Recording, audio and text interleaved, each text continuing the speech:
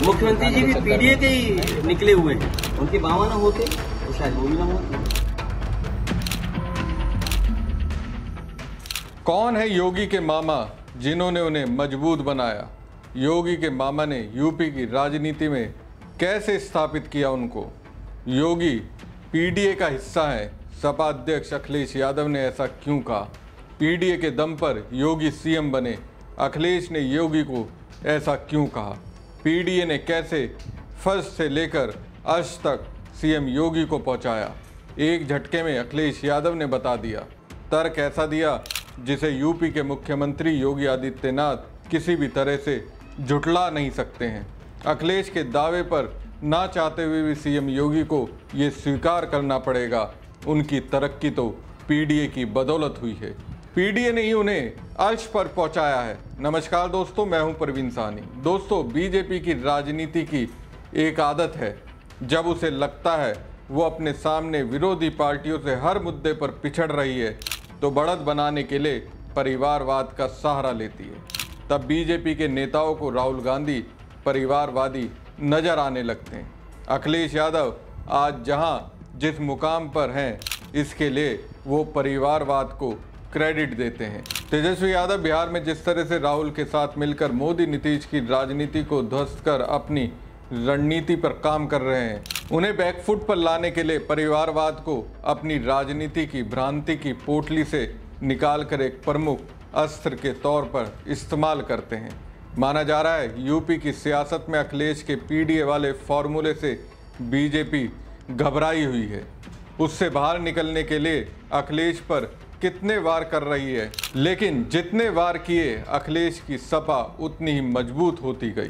अभी यूपी में विधानसभा सत्र खत्म हुआ है। विधानसभा में अखिलेश को घेरने के लिए सीएम योगी ने एक बात कही, पहले वो सुनिए। हम लोगों ने जब इस पर काम प्रारंभ किया, आपको तो फुर्सत थी नहीं, आप लोगों की सरकार थी, आप लोगों को फुर्सत थी भी नहीं, ना आपका विजन था, क्योंकि आप लोगों के ज़्यादातर के बच्चे विदेशों में पढ़ते हैं और कुछ लोग उससे ऊपर उठ चुके हैं। इसलिए उसमें आप लोगों की सोच नहीं थी, करना भी नहीं चाहते थे, विजन भी नहीं था, क्योंकि स्वयं तक सीमित थे। आपका जो परिवार डेवलपमेंट अथॉरिटी थी ना, वो आपको अपने स्वयं के परिवार से बाहर नहीं सोचने देती। मैं खाऊं, मैं पीऊं, लेकिन बाकी लोग भूखों रहें, इसमें आपको मजा आता था। तो परिवार डेवलपमेंट अथॉरिटी पीडीए का फुल फॉर्म मुख्यमंत्री योगी आदित्यनाथ ने बताया। तो हाजिर जवाबी के लिए फेमस अखिलेश यादव ने मामा का जिक्र किया और योगी को कह दिया, मामा नहीं होते तो आप जिस मुकाम पर हैं वहाँ होते ही नहीं।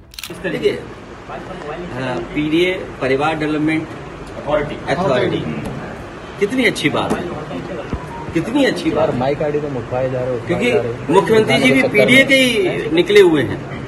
उदाहरण, इनके मामा अगर ना आए होते, अगर इनके मामा मठ में ना होते, मुझे नहीं पता कि किस कारण उत्तराखंड से यहाँ आए हैं। ये हमारे प्रवासी मुख्यमंत्री हैं, नेटिव प्लेस नहीं उनकी है, तो इसलिए उनसे बेहतर कौन समझेगा। क्योंकि मठ में जिस स्थान पर बैठे हैं, मैं तो लोकसभा में बाद में आया हूं, वो तो पहले कब्जा किए हैं। तो असली उदाहरण कोई है तो वो भी तो उदाहरण उसी के हैं। उनके मामा ना होते तो शायद वो भी ना होते। और जहां तक पॉलिटिकल है, अरे चाचा हमारे साथ है, क्यों टेंशन ले रहे हो आप? ना योगी जी को टेंशन लेनी चाहिए। तो सुना आपने, अखिलेश कह रहे हैं परिवार डेवलपमेंट अथॉरिटी यानी पीडीए से ही मुख्यमंत्री निकले हुए हैं। इनके मामा अगर ना होते तो आज जहां ये हैं वहां नहीं होते। तो सवाल है, कौन है योगी के मामा जिसकी वजह से वो इस मुकाम पर हैं? अगर योगी को मामा का आशीर्वाद नहीं मिलता तो मुख्यमंत्री पद पर नहीं होते।